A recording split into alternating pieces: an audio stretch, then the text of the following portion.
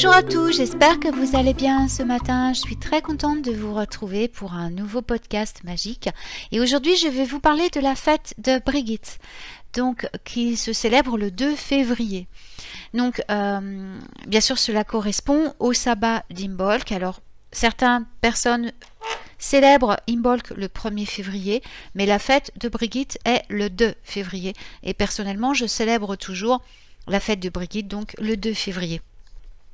C'est un sabbat que j'aime particulièrement, déjà parce que il honore ma déesse favorite, la grande déesse de l'Irlande, donc la déesse Brigitte, mais également parce qu'il honore le début du printemps, puisqu'autrefois c'était le 2 février qu'on célébrait le retour du printemps et non, comme on le fait maintenant, à la date de l'équinoxe de printemps.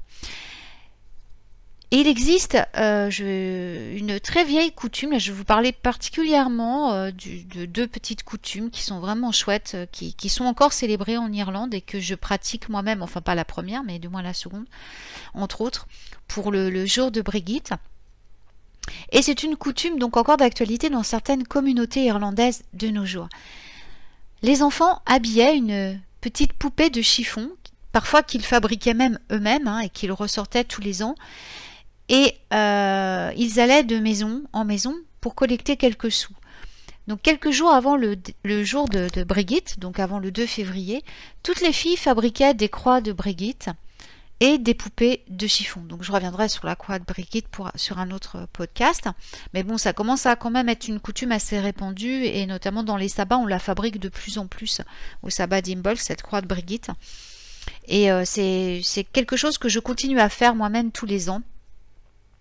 Cette année, je suis un peu chagrinée parce que, bon, enfin chagrinée, c'est rien, mais je veux dire, comme je déménage, c'est vrai que je ne sais pas si j'aurais pas forcément le temps de la fabriquer entre les jours. Et ici, dans cette région, je n'ai pas trouvé de matériaux qui vont bien pour faire cette croix. Donc, moi, j'aime bien la faire en jonc, en fait, en ajonc, et là, j'en ai pas trouvé.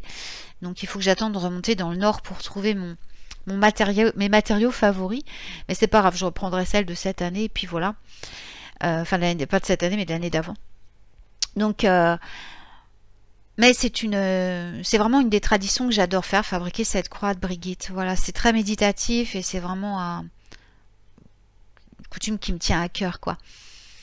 Donc quelques jours donc avant ce jour, donc on fabriquait des croix, des poupées de chiffon et on leur enfilait à ces petites poupées de vieux vêtements.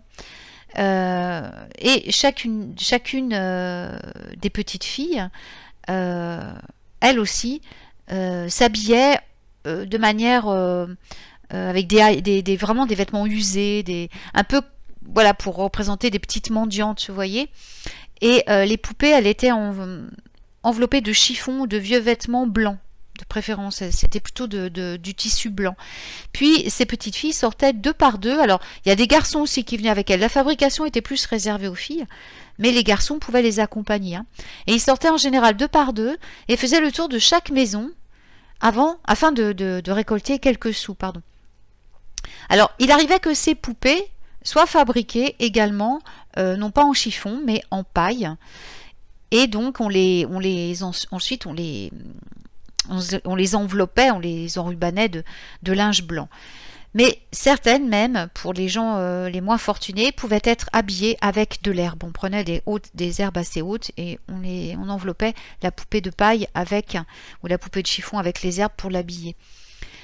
Ces poupées pouvaient porter plusieurs noms, on les appelait les Bidey ou Bradiog, pardon. Et donc elles représentaient, comme leur nom l'indique, la déesse Brigitte.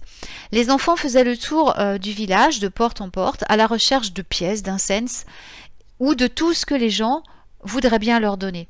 Ils leur chantaient en retour une petite ritournelle dont les paroles sont celles-ci: quelque chose s'il vous plaît pour enterrer la pauvre Bidey. Ils allaient parfois même dans 3 ou 4 villages alentours et à leur retour ils comptaient tout l'argent qu'ils avaient récolté et ils se le partageaient. La fabrication de certains objets faisait partie intégrante de la protection. C'était bien sûr des objets protecteurs des objets liés à la déesse Bride, mais qui étaient fabriqués pour protéger le foyer, pour protéger ses habitants ou apporter la santé aux troupeaux ou aux habitants de la maison.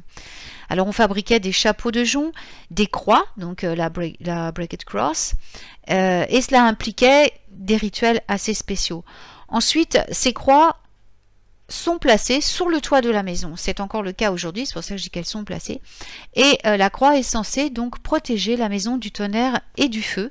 On pouvait aussi les placer sur les portes d'entrée ou au-dessus de la porte d'entrée. Certaines femmes aussi recevaient un mouchoir de soie en cette occasion qu'elles appelaient un bradag blade. Ce mouchoir ou ce linge de soie était d'abord béni, puis la plus jeune fille de la famille l'accrochait à l'extérieur pour que la déesse le bénisse à son tour le soir du 1er février, lorsqu'elle passe bénir les maisons. Dans mon livre là, qui va sortir en juin, j'ai reçu en canalisation le témoignage d'une petite fille du XVIIe siècle, une petite Irlandaise, qui raconte la manière dont était célébré Imbolc à son époque sous forme d'histoire. J'ai canalisé d'ailleurs le même genre de témoignage pour les 7 autres sabbats. Alors vous pourrez découvrir du coup la façon dont nos ancêtres fêtait Imbolc. On y retrouve cette tradition notamment du chiffon de soie pour la guérison et bien d'autres actes simples qui honoraient la déesse de la forge, de la guérison et de la poésie, parce que vous dites bien qu'à cette époque-là, on n'allait pas faire des rituels avec des bougies, des machins, enfin voilà. Ça c'est très récent, ce sont des cérémonies qui sont actuelles, qui sont contemporaines avec les Wiccans, tout ça. Mais en fait, à l'époque, on n'allait pas faire tout ça. Hein. C'était vraiment des traditions très simples que j'ai d'ailleurs remis au goût du jour et que j'ai adapté à notre époque pour célébrer les sabbats de manière beaucoup plus intense, beaucoup plus essentielle, on va dire. Le lendemain matin, on allait récupérer donc ce chiffon qui s'appelait donc ce linge appelé bradag et on l'accrochait, s'il y avait possibilité, il était accroché à un arbre, à la porte d'entrée ou à un rosier s'il y en avait un.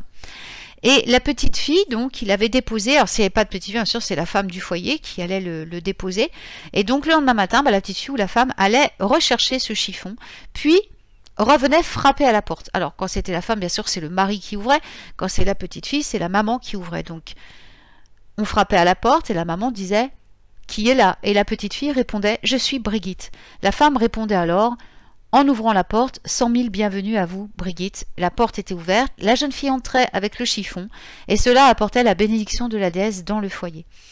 Le bradag était alors conservé à la maison et utilisé comme remède pour aider à guérir une personne malade ou accompagner une personne mourante. C'est une tradition que je continue moi-même à pratiquer chaque année. Une autre vieille coutume consiste à mesurer un morceau de ruban la veille du jour de Brigitte, qui est le 2 février, et d'aller l'accrocher sur un arbre cette nuit-là, puis de le rapporter le lendemain matin.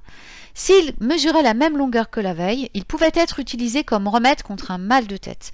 Il suffisait de le nouer autour de la tête.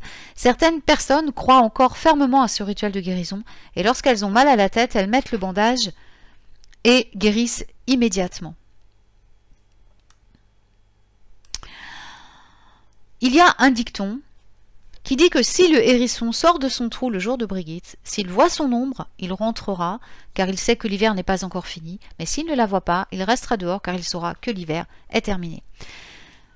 Voilà mes petites lumières, j'espère que ce post vous aura plu, que ce petit podcast vous aura plu. Vous pouvez retrouver le post associé à ce podcast sur mon site officiel à la date du jour, comme titre la fête de Brigitte.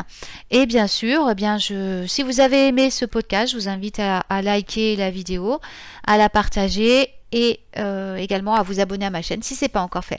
Et bien, je vous souhaite une très belle journée et je vous retrouve très vite pour un nouveau podcast magique.